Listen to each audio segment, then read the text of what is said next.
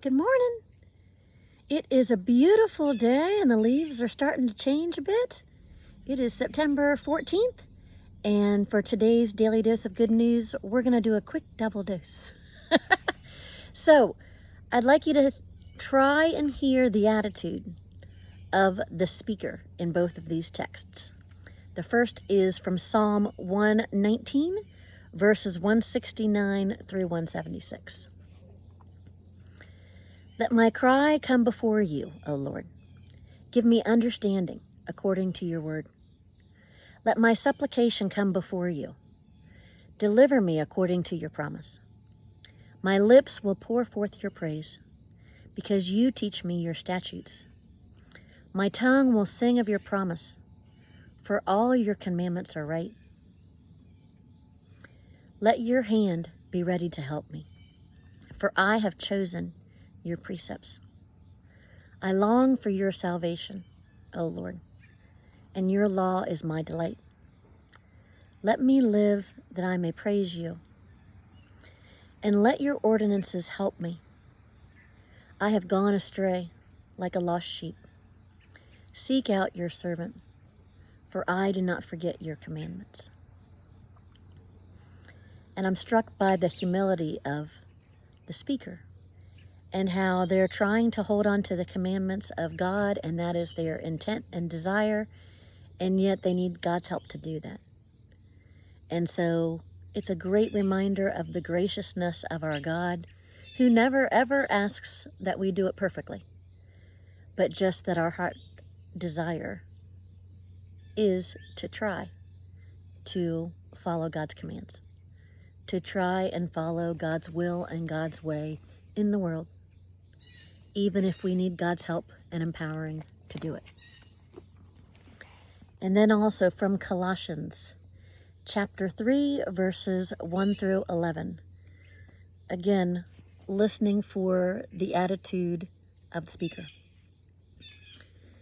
So if you have been raised with Christ, seek the things that are above, where Christ is, seated at the right hand of God. Set your minds on things that are above, not on things that are on earth.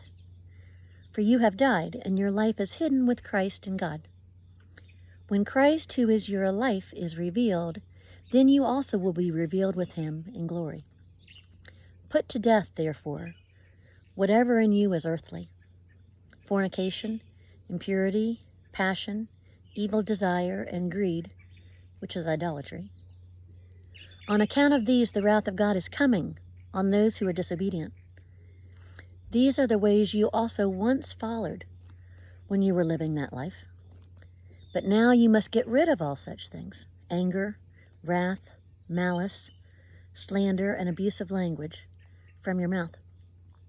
Do not lie to one another, seeing that you have stripped off the old self with its practices, and you have clothed yourselves with the new self, which is being renewed in knowledge according to the image of its Creator.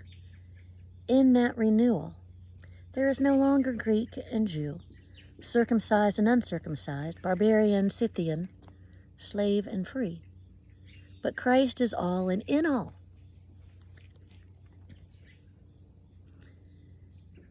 I think it's helpful for us to continue to orient towards, we follow God's commands because we're oriented towards the heavenly, not the earthly. And the earthly trips us up a lot, understandably.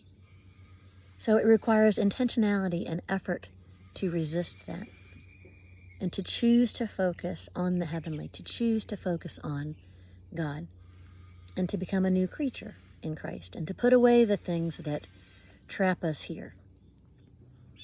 And the end of that text, I think, is so striking, because even then, in biblical times, we were othering people.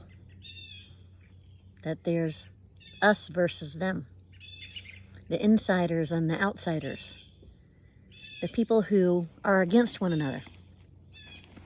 So this is listed as Greek and Jew, circumcised and uncircumcised, barbarian, Scythian, slave and free, but Christ is all and in all.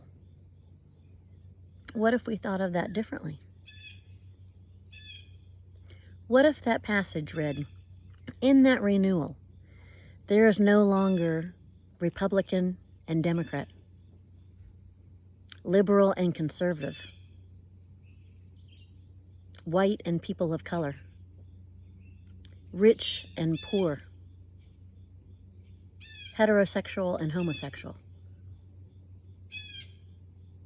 But Christ is all and in all. Focus on Christ. Focus on the heavenly. And in that putting on Christ, it is recognizing that Christ is all and in all of us. So rather than getting stuck in our earthly conflicts, in our earthly divisions, in our earthly ideas that fraction us, remember that Christ is all and in all. Keep your heart and mind focused on the heavenly, even if you can't do it perfectly, and even if you need God's help in doing it. Our God empowers and enables, because Christ is all and in all. Have a great day, everybody. Bye-bye.